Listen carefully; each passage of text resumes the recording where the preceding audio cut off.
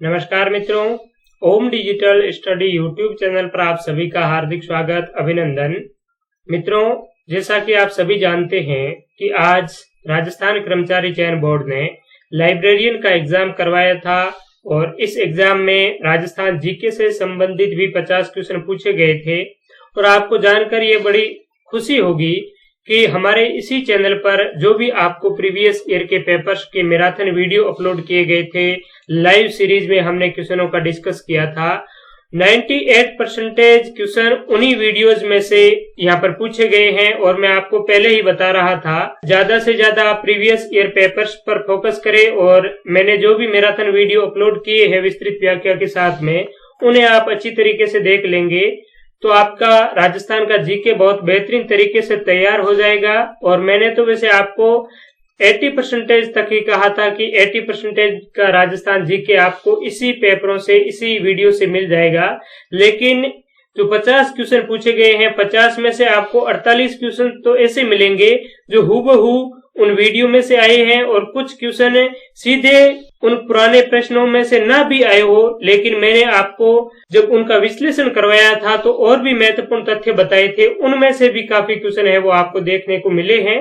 तो चलिए, ये जो पेपर है इसमें राजस्थान जीके के किस प्रकार से क्वेश्चन पूछे गए हैं उनको एक बार देख लेते हैं। और जो मित्र लाइब्रेरियन का एग्जाम देकर आए हैं और पहले से ही इसी चैनल पर जुड़े हुए थे, वे भी कमेंट करके जरूर बताइए कि हमारे वीडियो से आपको किस प्रकार से हेल्प मिली, ताकि और भी स्टूडेंट्स उन वीडियो से लाभान्वित हो सके। तो चलिए मित्रों, शुरू करते हैं इसका डिस्कस। और पहला क्वेश्चन पूछा गया था वन स्थली विद्यापीठ से संबंधित थी।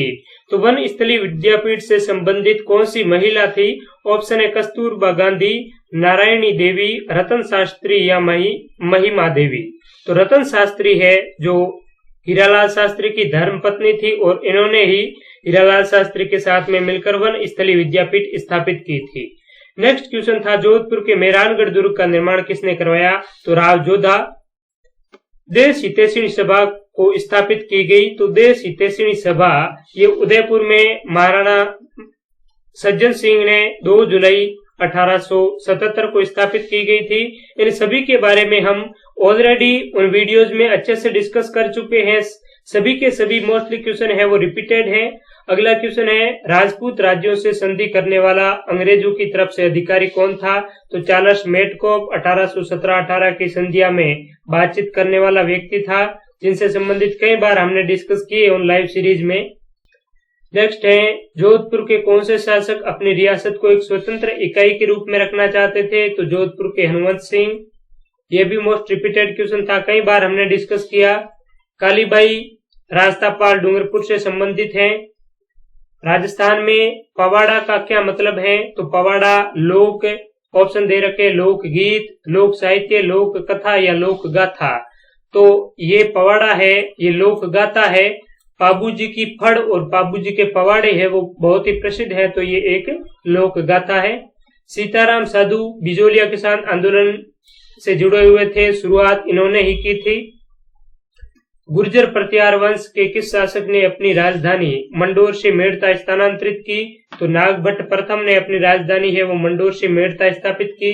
ये क्वेश्चन भी हम कई बार डिस्कस कर चुके थे।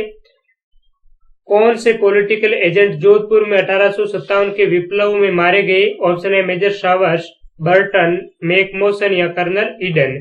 तो मैकमोसन है वो जोधपुर में मारे गए थे 1857 की क्रांति में।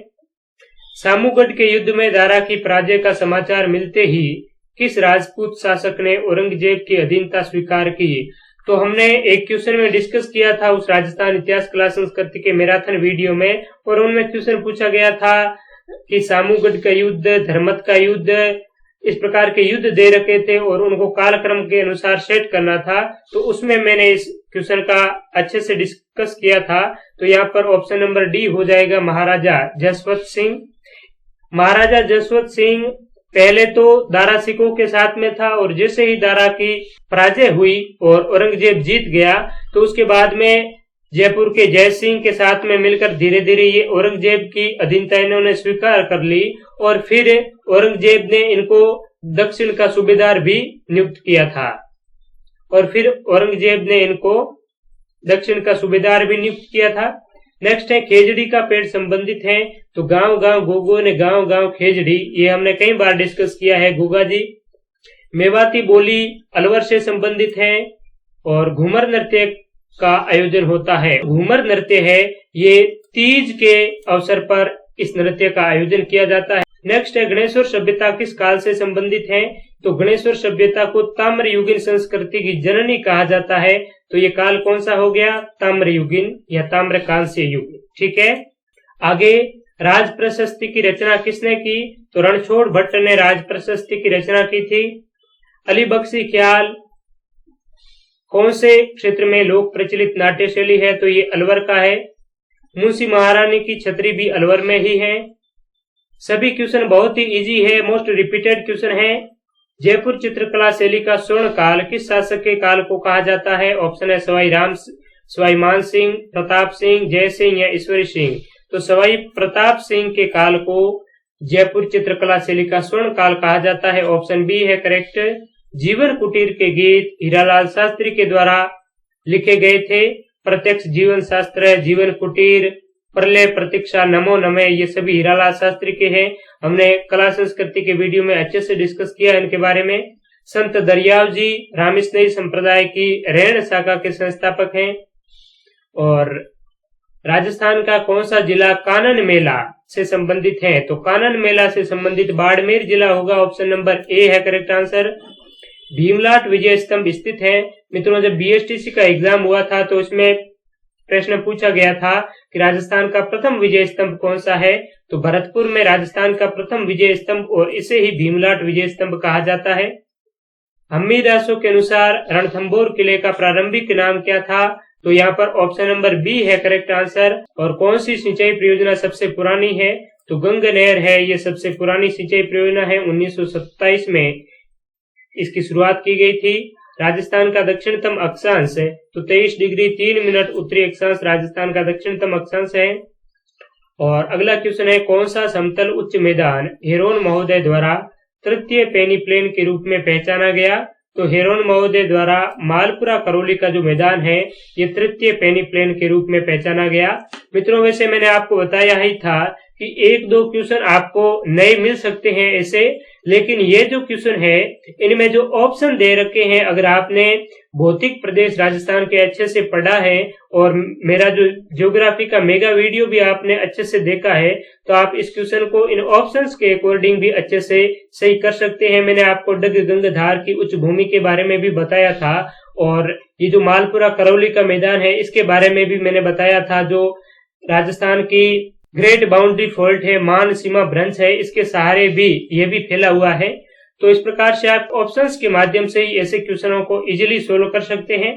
नेक्स्ट है जून जुलाई माह में कौन से जिले में धूल भरी आंधियां चलती है, तो ऑप्शन नंबर बी होगा सही, गंगानगर। और नागौर, पाली, जोधपुर, बाड़मेर में कौन सी मृदा पाई जाती है, तो यहाँ पर डेजर्ट सोयल पाई जाती है, ऑप्शन बी है करेक्ट आंसर। नेक्स्ट क्वेश्चन है नर्मदा परियोजना से राजस्थान का सर्वाधिक लाभान्वित जिला। ये क्वेश्चन तो हूबहू पूछ लिया गया है, हमने डिस्कस किया ही था वैसे, ऑप्शन नंबर डी है करेक्ट आंसर। और कौन सा राष्ट्रीय पार्क या वन्य जीव अभ्यारण्य सबसे बड़ा है, तो यहाँ पर मित्रों सबसे बड़ा जो वन्य जीव अभ्यारण्य है वो फुलवारी की नाल अभ्यारण्य नहीं है। ये अभ्यारण्य होगा हमारा कौन सा, ऑप्शन नंबर बी, केला देवी अभ्यारण्य जो करौली सवाई माधोपुर में है। इस अभ्यारण्य का अगर क्षेत्रफल देखा जाए तो ये 676 वर्ग किलोमीटर क्षेत्रफल में फैला हुआ है। और फुलवारी की नाल जो अभ्यारण्य है ये 511 वर्ग किलोमीटर में, सरिस्का अभ्यारण्य 491, और ये जो कुंभलगढ़ है ये 610 वर्ग किलोमीटर क्षेत्रफल पर फैला हुआ है। तो यहाँ पर सबसे बड़ा पूछा है राष्ट्रीय पार्क या वन्य जीव अभ्यारण्य, दोनों में कोई भी बड़ा है उसको चूज करना है। तो यहाँ पर हमारा जो करेक्ट आंसर है वो होगा केला देवी अभ्यारण्य जो करौली में है। ठीक है, भीखाभाई सागवाड़ नहर से राजस्थान का सर्वाधिक लाभान्वित जिला कौन सा है, तो ये डूंगरपुर है। राजस्थान में सर्वाधिक फेल्सपार उत्पादक जिला है, तो सबसे ज्यादा फेल्सपार अजमेर के मकरेड़ा से होता है। राजस्थान में केंद्रीय भेड़ प्रजनन केंद्र कौन से स्थान पर है, तो ये अविका नगर टोंक में स्थित है। ठीक है, नेक्स्ट क्वेश्चन था राष्ट्रीय मरु उद्यान को किस नाम से जाना जाता है, तो इसे वुड फॉसिल पार्क के नाम से जाना जाता है। और नदी और सहायक नदी दी हुई है जिसमें कौन सी सुमेलित नहीं है, तो माही और साबरमती दी हुई है। तो वैसे ये दोनों ही राजस्थान के जो दक्षिण पश्चिम भाग है, अरब सागरीय भाग है, उनमें खंबात की खाड़ी में जाकर गिरती है, लेकिन दोनों एक दूसरे की सहायक नदियां नहीं है। ए ऑप्शन करेक्ट होगा। लूनी की सूखड़ी सहायक है, चंबल की बनास और बनास की बेड़त सहायक है। ठीक है। अर्ध शुष्क पूर्वी मैदान कृषि जलवायु उपखंड में सम्मिलित है। तो अर्ध शुष्क पूर्वी मैदान में ऑप्शन नंबर ए है जयपुर, अजमेर, टोंक व दौसा, और इसका कोड वर्ड क्या है? Third A. मैं आपको राजस्थान के कृषि जलवायु खंड भी बहुत ही अच्छी तरीके से मैंने आपको समझाया था। गजनेर लिफ्ट नहर का नया नाम क्या है? तो पन्नालाल बारूपाल है गजनेर लिफ्ट नहर का नया नाम। और राजस्थान के आंतरिक अपवाह तंत्र में निम्न में से कौन सी नदी सम्मिलित नहीं है? तो आंतरिक अपवाह तंत्र में घग्गर है, काकनी है और सोता है, लेकिन जाखम नहीं है। ठीक है। रातानाडा हवाई अड्डा जोधपुर में स्थित है, सही सुमेलित नहीं है। उम्मेद सागर जोधपुर, तलवाड़ा गंगानगर, नक्की सिरोही, गढ़सीसर जैसलमेर। तो तलवाड़ा है एक तो आपका बांसवाड़ा में है और एक हनुमानगढ़ में है। गंगानगर में कोई भी तलवाड़ा नामक झील नहीं है, और तलवाड़ा झील पूछी जाए तो ये हनुमानगढ़ में है, और तलवाड़ा नामक स्थान है वो बांसवाड़ा में है। ठीक है। इसके बारे में मैं आपको अच्छे से समझा चुका हूं ऑलरेडी। नेक्स्ट है बंसधारा पहाड़ी कौन से अभ्यारण्य में स्थित है? तो ये पहाड़ी मित्रों सज्जनगढ़ अभ्यारण्य उदयपुर में स्थित है। नेक्स्ट है भारत में राष्ट्रीय शुष्क बागवानी अनुसंधान केंद्र अवस्थित है। तो राष्ट्रीय शुष्क बागवानी अनुसंधान केंद्र बीकानेर में स्थित है। नेक्स्ट कौन सा राष्ट्रीय उद्यान या वन्यजीव अभ्यारण्य में जोगी महल स्थित है?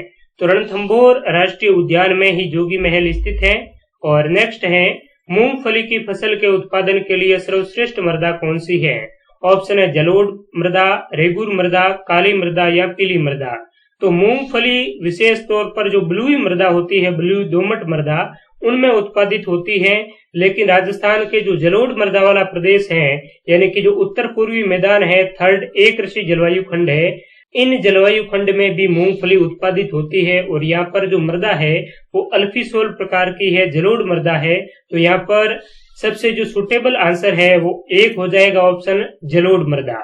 बारबरी एक प्रजाति है, तो ये बकरी की एक प्रजाति है, हम डिस्कस कर चुके हैं ऑलरेडी इसके बारे में कई बार।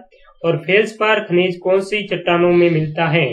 तो फेल्सपार जो खनिज है ये पेग्मेटाइट प्रकार की चट्टानों से मिलता है, यानी कि जो अजमेर मेरवाड़ा के आसपास में माइका पेग्मेटाइट बेल्ट हैं, इन्हीं में ये फेल्सपार मिलता है। और इसे माइका यानी अभ्रक पेग्मेटाइट बेल्ट के नाम से भी जाना जाता है। और ये जो अभ्रक है इसका ही फेल्सपार एक सह उत्पाद है, अभ्रक के साथ में ही प्राप्त होता है। तो यहाँ पर हमारा जो करेक्ट आंसर है वो ऑप्शन डी होगा, पेग्मेटाइट। और फेल्सपार से संबंधित अक्सर क्वेश्चन पूछा जाता है कि फेल्सपार का उत्पादन कहाँ होता है। तो मैं आपको कई बार बता रहा था कि जो भी आपको क्वेश्चन पूछा जाए उनके आसपास में और भी जो महत्वपूर्ण तथ्य है वो भी आप ध्यान में रखें, उनसे संबंधित भी आगामी एग्जाम्स में क्वेश्चन पूछा जा सकता है। और इसी प्रकार का यही क्वेश्चन है। ठीक है। और नेक्स्ट है उत्तर पश्चिमी रेलवे का मुख्यालय कहाँ है? तो उत्तर पश्चिमी रेलवे का मुख्यालय है जयपुर जिले में। और अंतिम क्वेश्चन है इस पेपर का, मरुस्थलीकरण के विस्तार से संरक्षण की कौन सी तकनीकी सबसे उपयुक्त है? ऑप्शन है बालू का स्तूप स्थिरीकरण, वात रोधी वृक्षारोपण पट्टी, मृदा नमी का संरक्षण और भूमिगत जल पुनर्भरण। तो वात रोधी वृक्षारोपण पट्टी यानी कि शेल्टर बेल्ट प्लांटेशन है, ये मरुस्थलीकरण के विस्तार को रोकने के लिए सबसे उपयुक्त टेक्निक है वो है, क्योंकि जो मरुस्थलीकरण का विस्तार हो रहा है, और मैंने आपको कई बार बताया कि मरुस्थलीकरण का कारण क्या है और इसके रोकने के उपाय क्या है, वो आप अच्छे से पढ़कर जाएं। इनसे संबंधित क्वेश्चन आपको निश्चित रूप से पूछा जाएगा। और इसके लिए मैंने आपको बताया भी था कि एक जो अरावली पर्वतीय प्रदेश है ये मरुस्थलीकरण के विस्तार को पूर्व में होने से रोक रही है। इसके अलावा ये जो हरित पट्टिकाओं का विकास किया जा रहा है, तो ये वृक्षारोपण पट्टी भी इसके संरक्षण में सहायक है। ठीक है। तो मित्रों, ये राजस्थान जीके के क्वेश्चन थे आज के इस लाइब्रेरियन के पेपर में जो राजस्थान कर्मचारी चयन बोर्ड ने कंडक्ट करवाया था।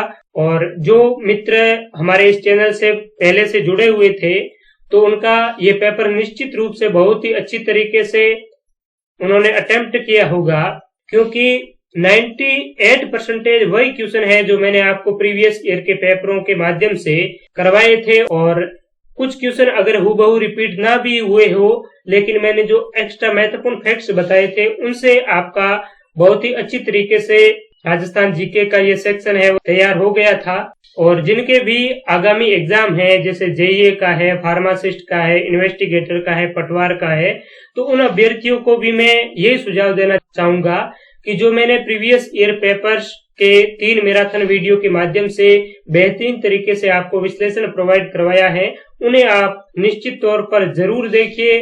और प्रैक्टिस के लिए उनकी पीडीएफ भी आप डाउनलोड कर सकते हैं। 2015 से 20 तक के सारे पेपर्स आपको पीडीएफ के माध्यम से मिल जाएंगे। आप सभी का बहुत बहुत धन्यवाद। Thank you so much.